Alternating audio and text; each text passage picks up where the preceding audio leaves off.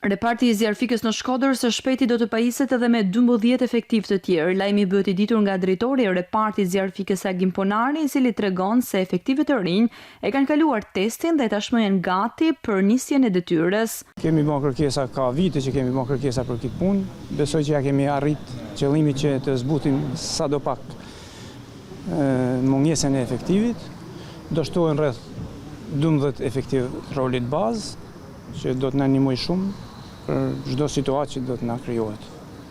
Jemi shumë afër emërimit dhe punësimit të 12 efektivit, të cilët kanë kaluar fazat e testimeve dhe janë gati për të ardhur të vazhduar punë në këtë shërbim kaq human. Vera që lan pas nuk ishte lehtë për efektivet, të cilët përballuan rreth 350 raste zjarri. Kemi pas rreth 350 raste, por janë kap shumë mirë.